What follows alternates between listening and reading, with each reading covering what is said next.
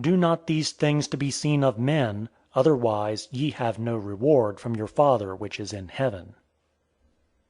Chapter 16. Concerning patience and swearing. And concerning our being patient of injuries, and ready to serve all, and free from anger, this is what he said: To him that smiteth thee on the one cheek, offer also the other; and him that taketh away thy cloak or coat, forbid not. And whosoever shall be angry is in danger of the fire. And every one that compelleth thee to go with him a mile, follow him too. And let your good works shine before men, that they, seeing them, may glorify your Father which is in heaven. For we ought not to strive, neither has he desired us to be imitators of wicked men, but he has exhorted us to lead all men, by patience and gentleness, from shame and the love of evil. And this indeed is proved in the case of many who once were of your way of thinking, but have changed their violent and tyrannical disposition, being overcome either by the constancy which they have witnessed in their neighbours' lives, or by the extraordinary forbearance they have observed in their fellow travellers when defrauded, or by the honesty of those with whom they have transacted business. And with regard to our not swearing at all, and always speaking the truth, he enjoined as follows: Swear not at all, but let your yea be yea, and your nay, nay. For whatsoever is more than these cometh of evil. And that we ought to worship God alone, he thus persuaded us. The greatest commandment is, Thou shalt worship the Lord thy God, and him only shalt thou serve, with all thy heart, and with all thy strength, the Lord God that made thee. And when a certain man came to him and said, Good Master, he answered and said, There is none good but God only, who made all things.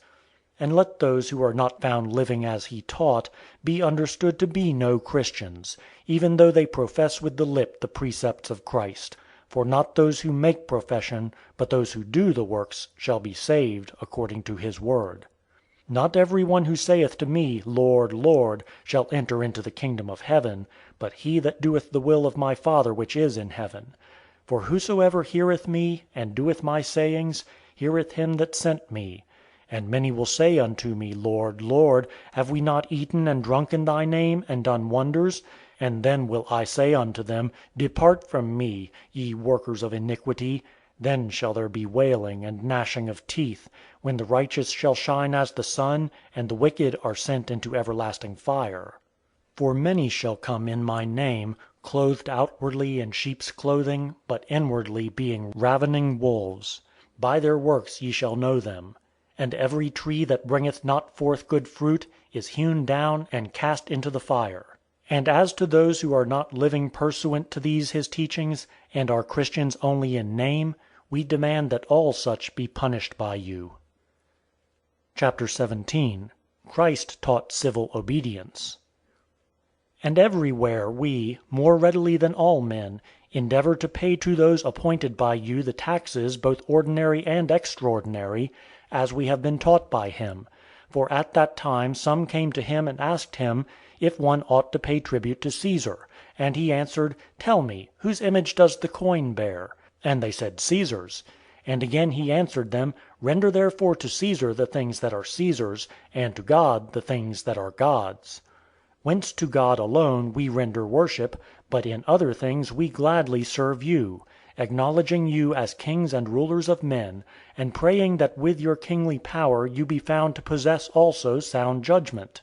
But if you pay no regard to our prayers and frank explanations, we shall suffer no loss, since we believe, or rather indeed are persuaded, that every man will suffer punishment in eternal fire according to the merit of his deed, and will render account according to the power he has received from God, as Christ intimated when he said, To whom God has given more, of him shall more be required. Chapter 18. Proof of Immortality and the Resurrection. For reflect upon the end of each of the preceding kings, how they died the death common to all, which, if it issued in insensibility, would be a godsend to all the wicked. But since sensation remains to all who have ever lived, and eternal punishment is laid up, i.e. for the wicked, see that ye neglect not to be convinced, and to hold as your belief, that these things are true.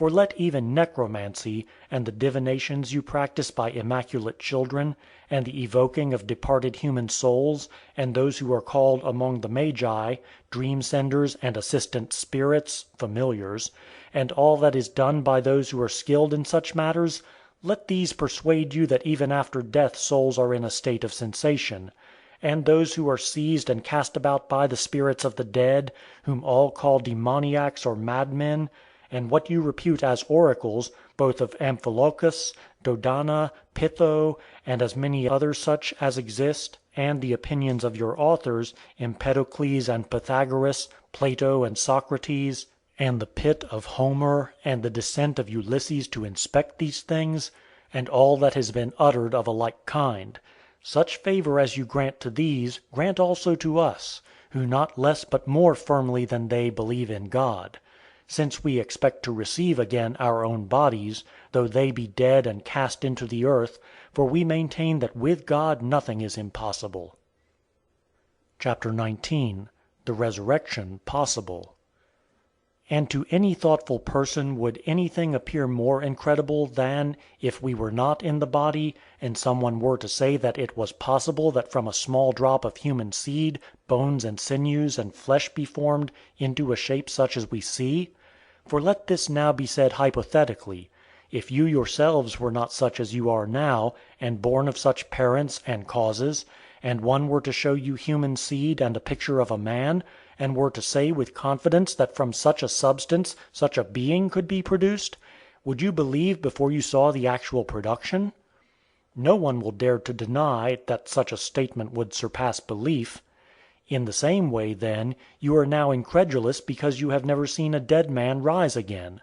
But as at first you would not have believed it possible that such persons could be produced from the small drop, and yet now you see them thus produced, so also judge ye that it is not impossible that the bodies of men, after they have been dissolved, and like seeds resolved into earth, should in God's appointed time rise again and put on incorruption.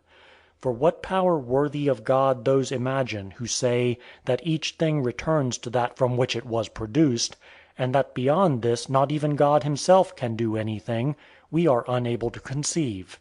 But this we see clearly, that they would not have believed it possible that they could have become such and produced from such materials, as they now see both themselves and the whole world to be; and that it is better to believe even what is impossible to our own nature and to men, than to be unbelieving like the rest of the world, we have learned. For we know that our Master Jesus Christ said, that what is impossible with men is possible with God; and, fear not them that kill you, and after that can do no more, but fear him who after death is able to cast both soul and body into hell. And hell is a place where those are to be punished who have lived wickedly, and who do not believe that those things which God has taught us by Christ will come to pass. End of Part 1.